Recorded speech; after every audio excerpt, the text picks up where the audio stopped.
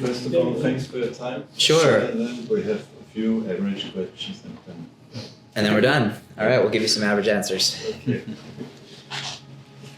Okay.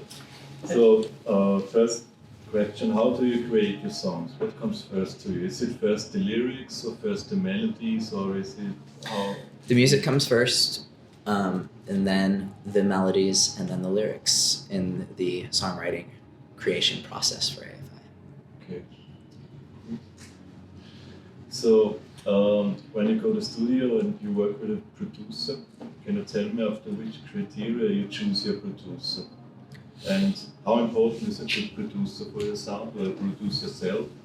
We really like to find producers who really understand our vision and what we're trying to achieve musically, and understands the band, and understands where we're coming from, and what we want to do with the songs that we are going to go and track, and also someone who has the ability to get in the studio and get the sounds that we are envisioning, and really interpret what it is we're trying to achieve, and that's how we choose, by meeting with people and feeling out those qualities. And is a producer, and when sometimes people ask what is a producer's work anyway? Is it kind of a sound engineer? Yeah, for us, I mean, we're usually pretty confident with the songs. I think as a band we do a good job of fine-tuning things from a songwriting perspective. A producer, can be really helpful in helping shape the album sonically. So, that's probably what we look to the most from a producer is helping just getting the overall sound in the right place, just to make the songs sound the way they should. But he's not involved into songwriting. No, I mean, a producer serves different roles for different artists and for different people. Some artists have a producer come in and write all their songs. If you look at something like pop music, that's the case. When a song is produced by someone, more often than not, that person wrote the songs. It varies depending on the artist. So I think AFI is in the business almost for 20 years now. How do you see the changes in the music industry comparing to the 90s? In the 90s, people used to purchase music and really focus on records, and now people no longer purchase music and are more interested in singles. Okay. Do you see and the MP3s? Do you see the internet as a promotional tool or as a piracy tool? The internet is clearly both a promotional tool and a privacy tool. It is both serving to create a means for spreading information, be it music or news, at a very rapid pace and far-reaching level. And at the same time, it also provides for a means for people to steal, and people are using it for both. So what do you think, another topic about the music press? Do you care about reviews and critics, or do you say...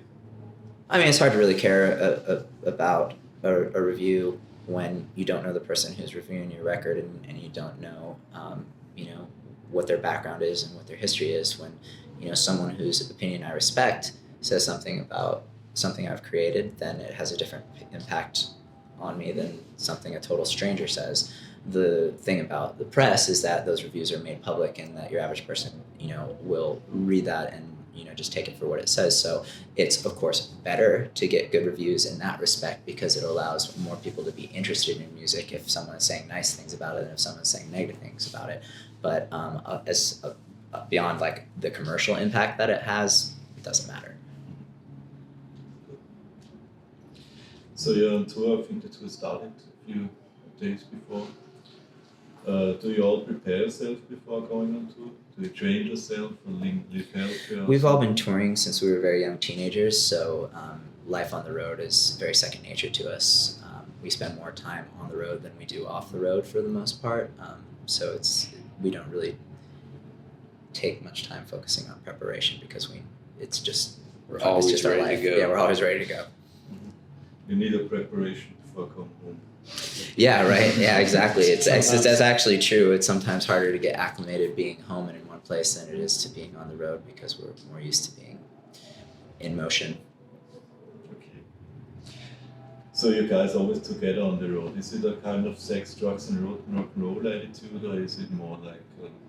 We've never been part of the sex, drugs, rock and roll attitude that is stereotypical for rock bands. It's never what drove us or was anything that we were really fascinated by or found appealing. A lot of people do it.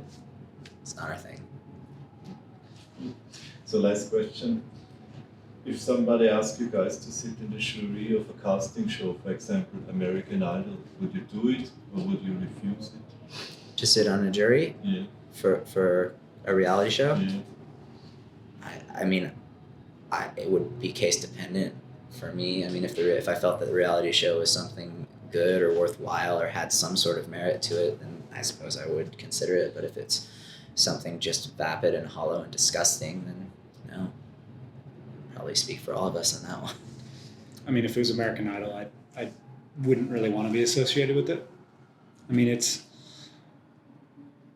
for a lot of people, it's a really important show, and I think it's important for people who don't really know anything about music or know that there's really good music out there, and they're just being exposed to it because it's what's on TV when they turn it on. I've never seen American Idol.